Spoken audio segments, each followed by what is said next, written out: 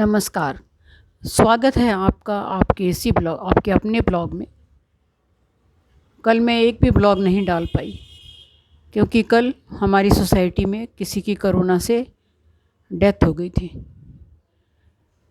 नाती पोते वाले थे, बड़े ही थे। खैर, अपना कोई जाता है इतने सालों के बाद, बिछुड़ जाता है तो दुख तो अवश्य ही होता है। पर ये सोच के सब्र करना चाहिए कि जाना तो सभी को ही है, जो आया है सो जाएगा।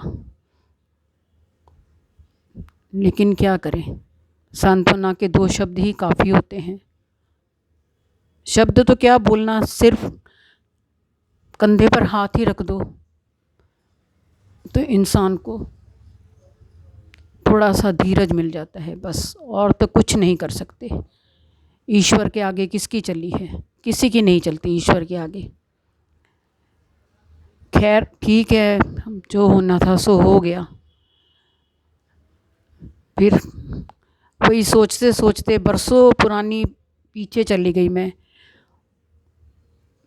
बहुत पहले की बात है। हमारे घर में विदेश से हमारे परिचित के कुछ बच्चे आए हुए थे। बच्चे छोटे छोटे ही थे, 8-10 साल के होंगे। विदेशों में तो ऐसा कभी माहौल उन्होंने शायद नहीं देखा होगा। उन्होंने तो सिर्फ बर्थडे पार्टीज़, क्रिसमस मनाना, यही सब देखा होगा।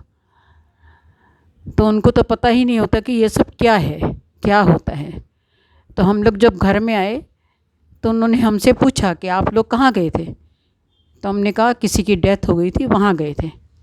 अच्छा, डेथ सेरेमनी में गए थे, ऐसा उन्होंने बोला। तो पहले तो हमें हंसी आ गई कि डेथ सेरेमनी बोल दिए। फिर हमने समझाया, नहीं बच्चों, ऐसा नहीं है, उन्हें डेथ सेरेमनी नहीं कहती है, सेरेमनी नहीं होती है। अच्छा, तो डेड मैन्स पार्टी होगी फिर? तो हमने कहा नहीं नहीं, डेड मैन्स पार्टी भी नहीं होती। ये मीटिंग होती है उनके परिवार वालों से, हम मिलते हैं जाकर, हम उनके साथ बैठते हैं, उनके दुख में शामिल होते हैं। लेकिन बच्चे थे, उन्हें क्या समझ आना था। फिर भी हमने उन्हें समझा दिया, वह चुप हो गए। फिर थोड़ी देर के बाद हम फिर अपने अपने कामों में जुट गए। वो तो है ही, दुनिया से कोई चला जाता है लेकिन दुनिया तो चलती ही रहती है। दुनिया थोड़ी थमती है। धीरे धीरे धीरे धीरे सब कुछ भूल जाते हैं और दुनिया अपनी उसी रफ्तार में चलती रहती है। रोज़मर्रा के काम भी सबके चलते रहते हैं। धीरे धीरे उनके भी घर में दुख कम हो जाएगा, धीरे धीरे उनकी भी फिर से वही ज़िंदगी लौट आएगी। ईश्वर के आगे यही तो विधान है। ये दोनों चारों चीज़ अपने हाथों में नहीं है। यश अपयश, जन्म और मृत्यु, ये प्रभु ने अपने पास ही रखे हुए हैं।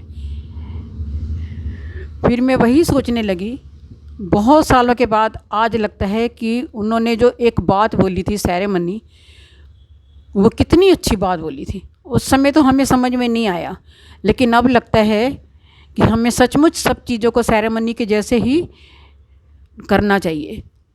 अगर जन्मदिन हम लोग खुशी से मनाते हैं तो डेथ सेरेमनी भी डेथ सेरेमनी ही बोलनी चाहिए। डेथ हो जाती है तो उसको भी हमें खुशी से स्वीकार करना चाहिए, क्योंकि जो आया है सो तो जाएगा ही। सोचते सोचते फिर मुझे याद आया कि सुकरात को जब जहर का प्याला दिया गया था जेल में, तो उनके शिष्यों ने बोला था कि आप ये जहर का प्याला मत पियो, लेकिन उन्होंने कहा नहीं, मैं इसे अवश्य ही पीऊँगा, क्योंकि आना जाना तो है ही।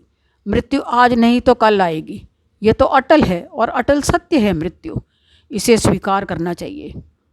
फिर उन्होंने जहर का प्याला पिया और खुशी खुशी अपने प्राण त्याग दिए। उस समय उनके शिष्यों ने कहा, रोते रोते आए थे लेकिन हंसते हंसते गए। तो वही उसके बाद उन्होंने बोला कि कर्म ऐसे करने चाहिए कि जब हम जाएं, हम हंसते हंसते जाएं, लेकिन हमारे पीछे दुनिया रोए। वो कहते हैं ना, जब तुम जन्मे जगत में, जगत हंसा तुम रोए, ऐसी करनी कर चलो, तुम भी हंसो जग रोए। तो ऐसे ही कर्म करने चाहिए कि जाते समय हमें कोई दुख ना हो अपने प्राण त्यागने का।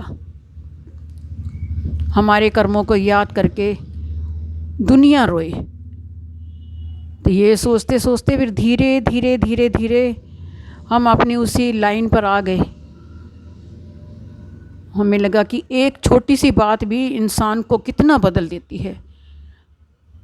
छोटी सी बात इंसान के जीवन में जीवन का परिवर्तन हो जाता है, जीवन का परिवर्तन हो जाता है एक छोटी सी बात से। जैसे वाल्मीकि जी का जीवन परिवर्तन हो गया, तुलसीदास जी का जीवन परिवर्तन हुआ, अंगुलीमाल का जीवन परिवर्तन हुआ।